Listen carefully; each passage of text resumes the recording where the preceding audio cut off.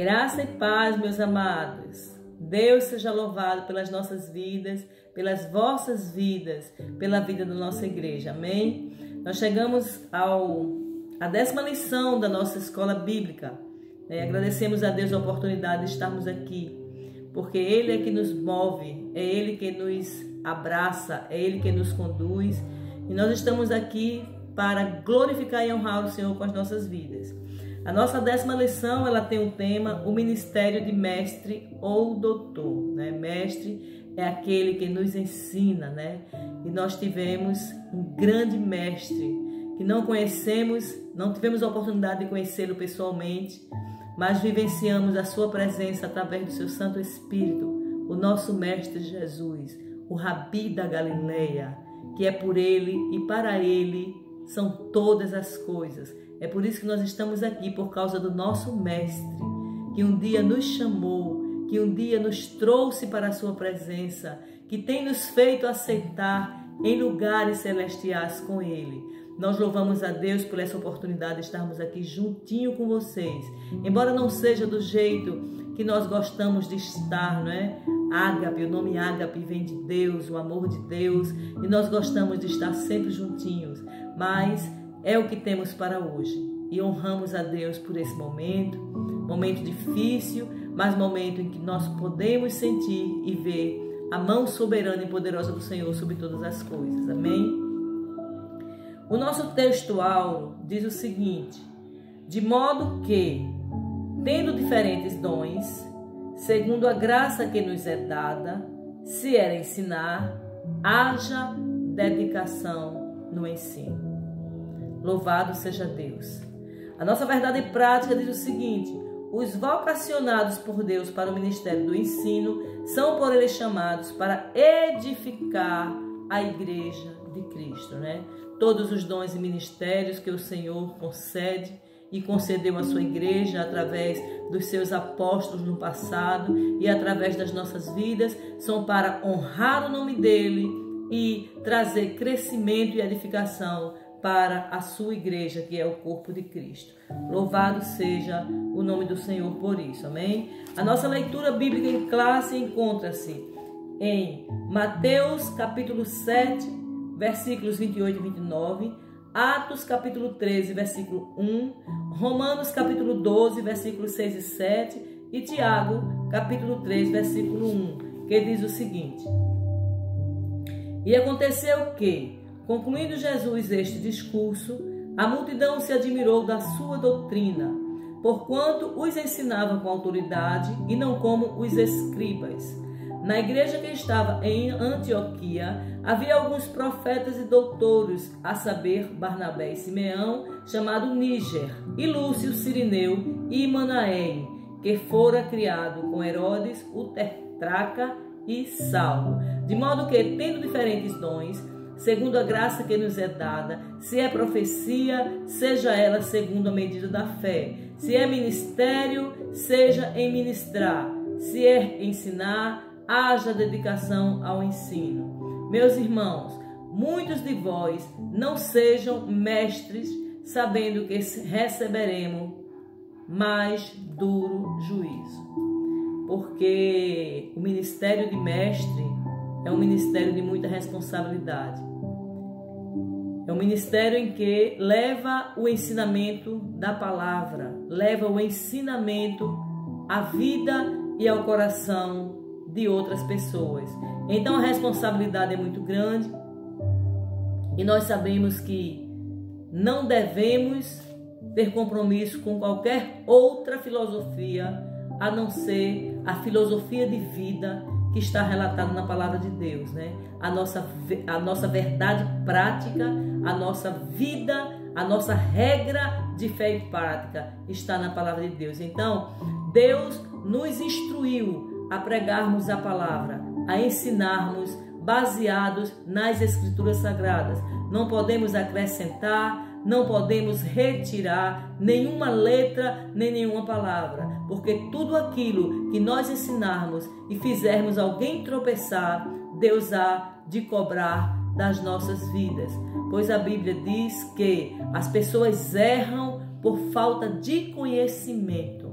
E se existem pessoas que estão a ensinar, a responsabilidade que elas têm diante de Deus deve ser com Deus em primeiro lugar, com a sua palavra, com a sua igreja, e não deve sair desta linha, a linha do ensino baseado e basificado na palavra do Senhor. Louvado seja o nome do Senhor por isso, amados. Deus, ele é muito bom e ele sabe de todas as coisas nas nossas vidas. Louvado seja o nome do Senhor. Então vamos para a nossa introdução. O ministério do ensino da palavra é primordial para a igreja exercer o discernimento no que tange ao tempo em que vive, culturas, teologia, filosofias, etc. Tão importante é a função do mestre na igreja que as escrituras declaram o quanto ele deve esforçar-se intelectualmente para exercer tão nobre tarefa. Em Romanos 12, Em Romanos diz o seguinte, 12 e o 7, se é ensinar, que haja dedicação no ensino. 1 Timóteo 4,13 diz, persiste em ler, exaltar e ensinar até que eu vá. É uma tarefa importante e indispensável que exige muito de quem a desempenha. Aqui nessa referência, 1 Timóteo 4,13, o apóstolo Paulo estava como quem passa o cajado para Timóteo. E ele estava ensinando Timóteo a guardar as palavras, instruindo-o a permanecer firme, a ter o firme propósito de repassar a verdade legítima, que está na sua palavra. É uma tarefa indispensável, mas exige esforço para quem a desempenha. O Senhor, ele dá o dom, dá. O Senhor separa, separa. Mas existe também a nossa parte, que é buscar em Deus conhecimento, é ler a palavra, é ler livros que são edificantes, que nos ajudarão a crescer e a fazer crescer nas Sagradas Escrituras, numa vida de fé, numa vida encaminhada através da palavra de Deus e do ensino. Mas esse ensino, ele precisa encontrar corações férteis, terra férteis, para que a palavra ela entre pelos ouvidos e desça ao coração, para que os frutos possam ser gerados por cada um que a lerem e cada um que a receberem. Louvado seja o nome do Senhor. O primeiro tópico da nossa lição, ele tem o seguinte tema: Jesus, o mestre por excelência. Louvado seja Deus. Doutor incomparável, percorria Jesus toda a Galileia, ensinando nas suas sinagogas e pregando o evangelho do reino. Em Mateus 4:23 diz que se alguém tem ouvidos para ouvir, que ouça, porque ele ensinou. Agora o nosso dever é ouvir e guardar no nosso coração. No ministério terreno, seus sermões, ensino e discursos eram inflamados pelo amor às pessoas. Amados, se nós não tivermos amor naquilo que fazemos, se nós não enfatizarmos o amor de Deus no nosso coração, se nós não fincarmos esse amor lá no âmago do nosso ser, para que possamos amar, para que possamos admoestar, para que possamos ensinar, e tudo com amor, de nada valerá o nosso esforço. Nós temos aquela passagem que muitos gostam de ler, de recitar, usam até para fazer declarações de amor para os seus amados, 1 Coríntios 13, que fala que ainda, que eu falasse línguas dos homens e dos anjos, se não tivesse amor, nada seria. Ainda que eu tivesse o dom de profecia, ainda que eu entendesse todos os mistérios existentes, mas se eu não tivesse amor, eu nada seria. E ele nomeia uma série de situações e sempre diz, se não tivesse amor, de nada valeria, eu nada seria, para nada precisaria. Então que nós possamos entender que Jesus, ele veio por amor. Jesus é a expressão máxima do amor de Deus nas nossas vidas. E se nós não vivenciarmos esse amor e repassarmos amor, a nossa obra será em vão. Até para exortar tem que ser com amor. Para ensinar tem que ser com amor. Tem que ter dedicação. para que possamos refletir nas palavras e na exortação o amor de Deus. Porque Deus é amor. Importa que aqueles que amam a Deus tenham proceder como se fosse o próprio Deus agindo. É fácil isso? Não, não é fácil. Mas em Deus nós saltamos muralhas, nós vencemos barreiras e nós fazemos proezas, porque Ele nos capacita para fazer grandes obras para o seu reino. Louvado seja o nome do Senhor. Então precisa ter amor. Diferente dos escribas, eles ensinavam como quem tinha autoridade. Só autoridade, só repreensão. Mas não foi assim que Deus nos ensinou. Em Mateus 7, 28 e 29, após ele concluir todo aquele discurso do Sermão do Monte, né, a multidão se admirava da sua doutrina, porque ensinava com autoridade e não como os escribas. Louvado seja o nome do Senhor, porque Ele nos deu exemplo. E é mistério que nós tenhamos a Ele como exemplo para fazermos da melhor forma a obra do Senhor. Então, amados, Jesus transformava a consciência do acomodado e aquietava o coração do perturbado. Eu gostei muito dessa frase nessa lição. Jesus transtornava a consciência do acomodado e aquietava o coração do perturbado. Aquele que estava acomodado em seu conhecimento, Jesus vinha com uma palavra, com sabedoria e autoridade, que suas mentes ficaram transtornadas. E aqueles que estavam inquietos, né? E ele inquietava o coração do perturbado. E ele fez grandes obras. E ele transformou muitas vidas. E nós também, através da autoridade e do desígnio entregue a nós, podemos fazer também grandes coisas para Ele. No subtópico 2 diz o seguinte: o mestre divino. Em visita a Jesus, um mestre da lei chamado Nicodemos, educado nas melhores escolas religiosas, nas melhores escolas religiosas de Israel, e grande conhecedor das escrituras hebraicas, reconheceu em Jesus um personagem incomum em seu tempo e disse: Rabi, bem sabemos que és mestre vindo de Deus, porque ninguém pode fazer estes sinais que tu fazes se Deus não for com ele. Ele reconheceu que ele era diferente, porque ninguém até então tinha feito tantos sinais e prodígios que ele fez em tão pouco tempo. Então o próprio Nicodemos se admirou da sua doutrina, porque era diferente. Esse mesmo fariseu, que era príncipe dos judeus, afirmou que o nazareno não poderia fazer o que fazia se Deus não fosse com ele. Jesus é chamado mestre cerca de 45 vezes ao longo do Novo Testamento. Então Jesus, ele tinha conhecimento. Ele não veio como Deus, ele veio como homem. E ele ficava nas sinagogas, nos templos, buscando em meio a mestres e a doutores, né? Tem a passagem bíblica que sua mãe estava o procurando e encontrou ele no meio dos adultos, ali ensinando no meio dos mestres e doutores. Uma sabedoria que vinha diretamente de Deus. Mas Jesus também precisou ficar dentro do templo, no meio deles, aprendendo, e juntava o que entrava e a sabedoria do céu, e havia grande discernimento, porque ele era sábio, ele era o mestre, o Rabi da Galileia. Louvado seja o nome do Senhor. O subtópico 3 diz o seguinte, que ele era um mestre da humildade. A fim de ensinar os discípulos acerca da humildade, Jesus levantou-se da ceia, tirou as vestes e, tomando uma toalha, cingiu-se. Depois pôs água numa bacia e começou a lavar os pés aos discípulos e enxugá-los com a toalha com que estava cingido. Está em João 13, 4 e 5, que diz o seguinte, né? Jesus levantou da ceia, tirou as vestes e, tomando uma toalha, cingiu-se e começou a lavar os pés dos discípulos.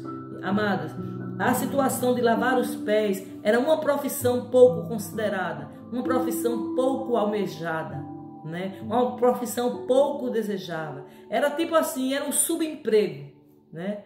Dizendo na linguagem de hoje, era um emprego desvalorizado, a profissão de lavar os pés. E ali ele, entre os 12, ele se levantou e fez essa atitude. Ele teve essa atitude de lavar os pés dos discípulos. E esse lavar os pés significa a humildade. Significa que uma profissão totalmente desprezível, totalmente sem valor, foi essa profissão que ele escolheu para abençoar os seus discípulos. Ele jogando água, lavando os seus pés e enxugando com uma toalha. Ele ali deu exemplo de humildade, né? Para a glória de Deus.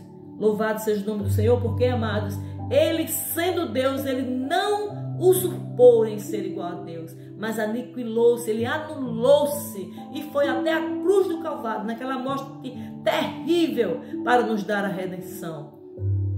E aqui ele faz essa atitude tremenda, onde ele usa uma profissão desprezível para abençoar os seus discípulos, né?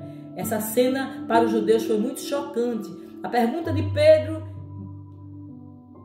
descreve essa perplexidade.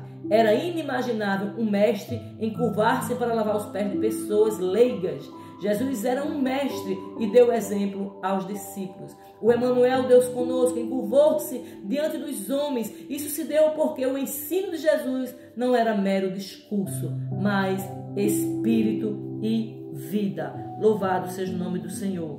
Ele fez um ato profético ali. Ele estava lavando os pés dos discípulos como um ato profético, como quem lava os pés para uma futura e grande caminhada. A água é a palavra, né? A água é a palavra limpa, a palavra tira sujeira, a palavra opera de forma tremenda, a palavra faz milagre. E ali aquela atitude de lavar os pés, além de ser uma atitude de humildade, também era uma atitude profética, era um ato profético. O Senhor lavando os pés para a preparação do Evangelho da Paz. Louvado seja o nome do Senhor. Ele deu exemplo.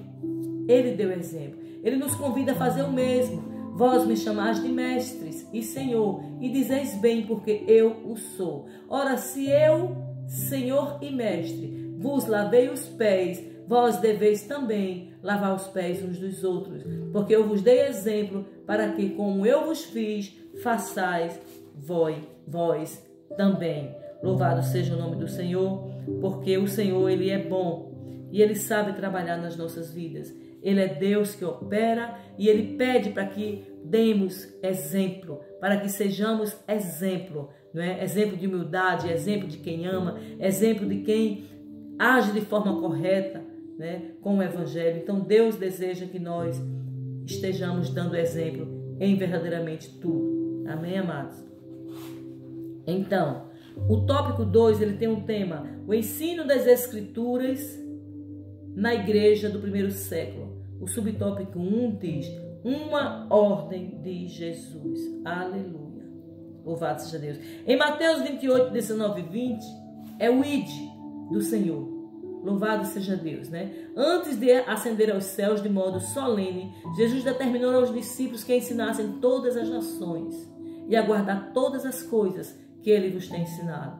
Aquela passagem por demais conhecida pelos cristãos: ide por todo o mundo e pregai o Evangelho a toda criatura. Quem crê e for batizado será salvo, e quem crê e quem não crê já estará condenado, né? Ensina todas essas coisas para que tenhas vida e vida em abundância. Louvado seja Deus. O livro de Atos registra a obediência dos primeiros apóstolos no cuidado de cumprir a determinação de Jesus. Após a descida do Espírito Santo, em Atos 2, de 1 ao 6, né?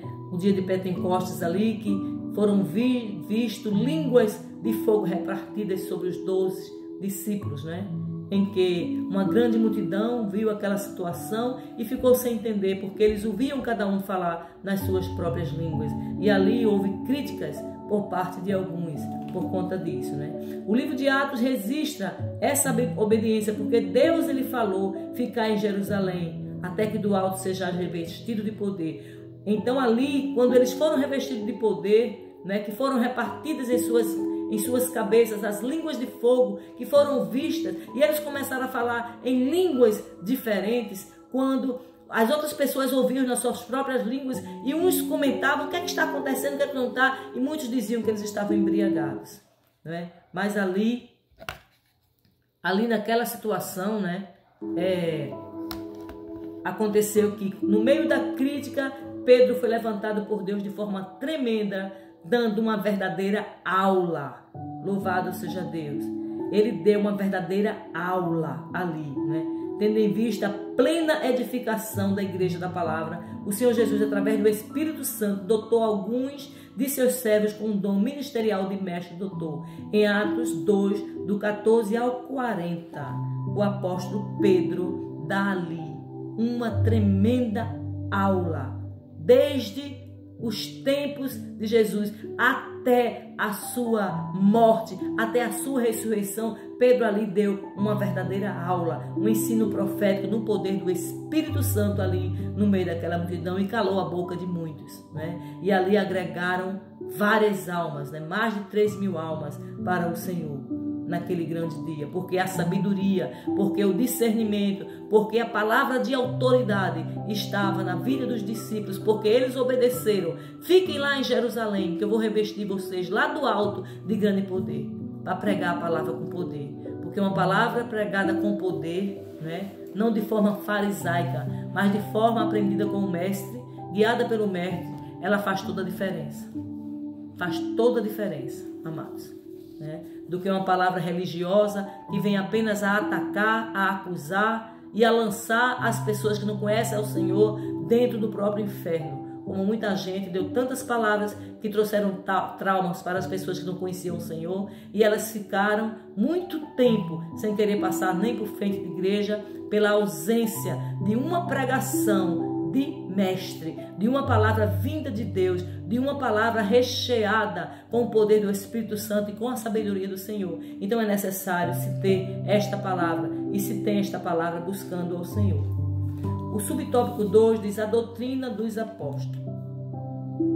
Louvado seja Deus. A doutrina dos apóstolos, né?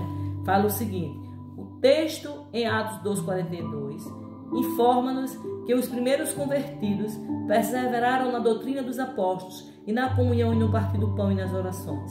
Além disso, acrescenta que em cada alma havia temor, e muitos sinais e maravilhas eram feitos pelos apóstolos. Essa referência encontra-se em Atos 2, 42 e 43, né? E fala que os cristãos, eles viviam em comum, dividiam suas propriedades, eles perseveraram na doutrina dos apóstolos e comiam o pão de casa em casa com singeleza de coração, e dia após dia o Senhor acrescentava no meio dele as almas que deveriam se salvar. Em toda a alma havia temor, e muitos sinais e maravilhas eram feitos pelos apóstolos. E por causa desses sinais e dessas maravilhas, muitos seguiam o Senhor Jesus. Louvado seja Deus, né? Então, a doutrina dos apóstolos aqui trata-se do conjunto de ensinos de Cristo ministrados por eles de forma constante e eficaz para o crescimento integral dos novos crentes. Então era necessário que houvesse unidade, era necessário que houvesse amor, era necessário que houvesse conhecimento para que a palavra contagiasse aqueles que a ouvissem. O subtópico 3 diz o seguinte: ensinamento persistente. Os primeiros mestres das Escrituras, louvado seja Deus, os primeiros mestres das Escrituras foram os integrantes do colégio apostólico. Aleluia!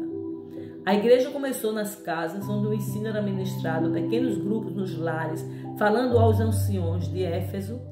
O apóstolo Paulo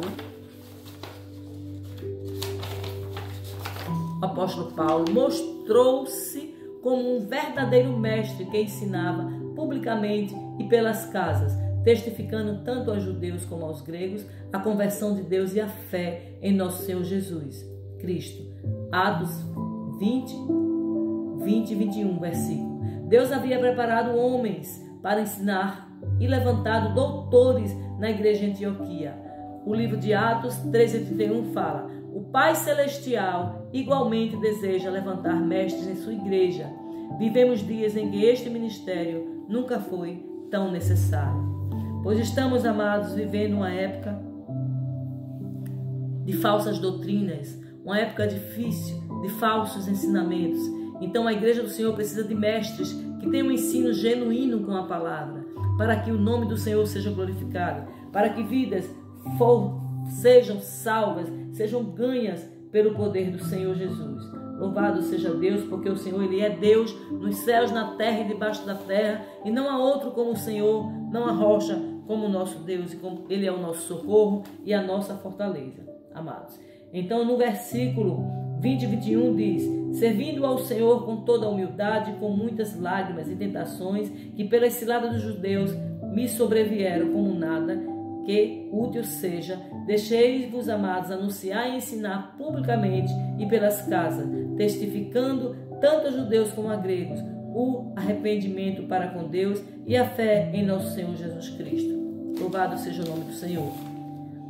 Deus é muito bom. Na igreja de Antioquia havia doutores. Em Atos 13 e 1 diz o seguinte: e na igreja que estava em Antioquia havia alguns profetas e doutores, a saber, Barnabé e Simeão, chamado Níger, e Lúcio, Cirineu e Manaém, que foi criado com Herodes, o tetrarca, e também Saulo.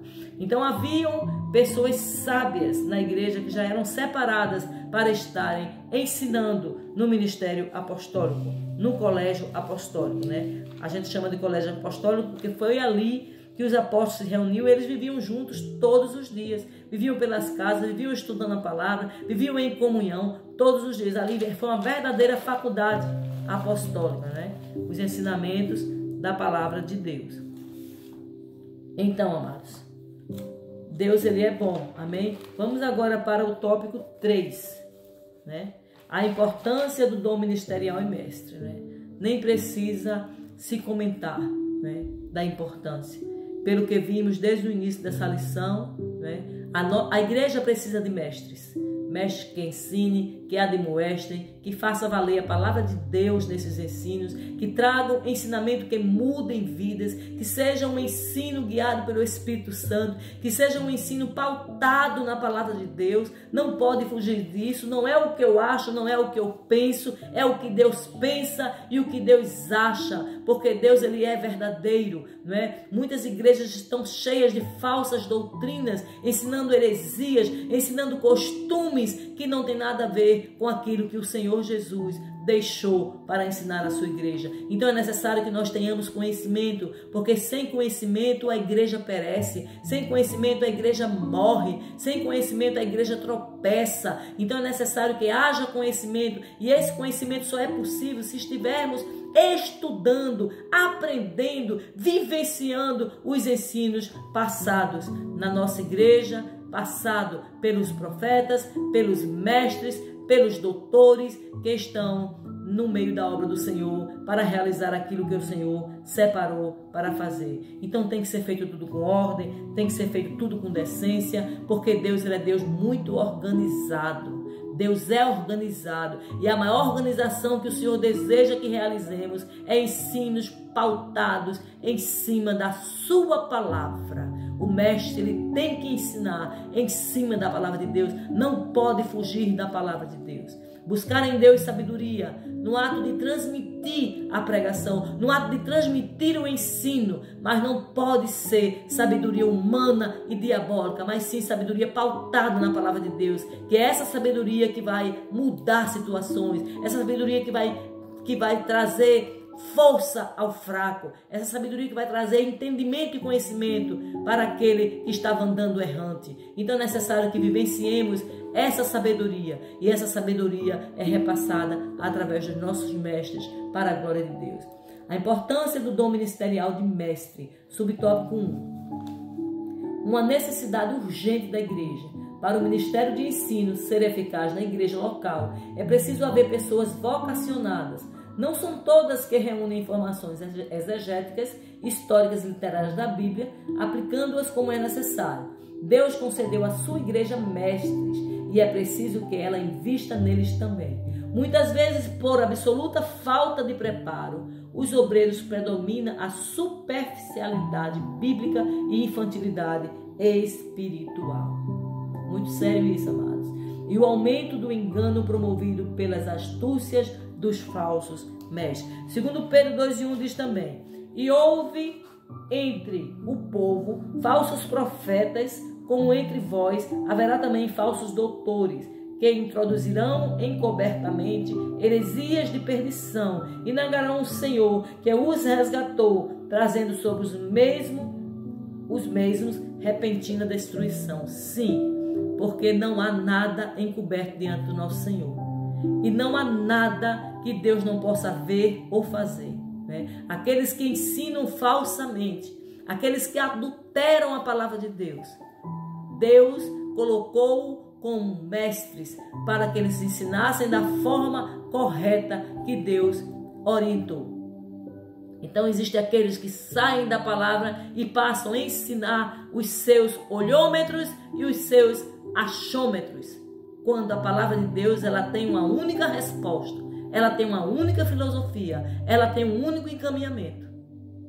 Então muitos ensinam as falsas doutrinas por bel prazer, sabendo que está errado, por bel prazer. E muitos tropeçam por causa desses falsos ensinamentos. Então o apóstolo Paulo ele admoesta aqui, não é? Para que seja feita conforme a palavra de Deus, não é? Em 2 Pedro 2:1, esse dom do Senhor é para a igreja amadurecer em todas as dimensões da vida cristã, ao mesmo tempo em que desmascara os falsos ensinos, né? A gente só pode combater aquilo que é falso com o que é verdadeiro, né? Em Oséias 4:6 diz o seguinte: o meu povo foi destruído porque faltou conhecimento. Faltou conhecimento.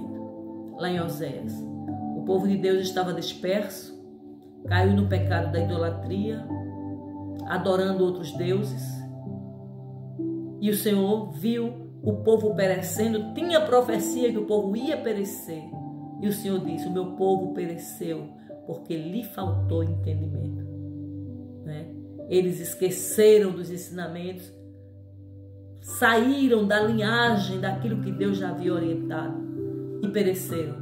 Grande foi a dor, grande foi o ai, grande foi o ui, porque eles não souberam valorizar o conhecimento que eles tinham recebido, e a cobrança foi muito grande.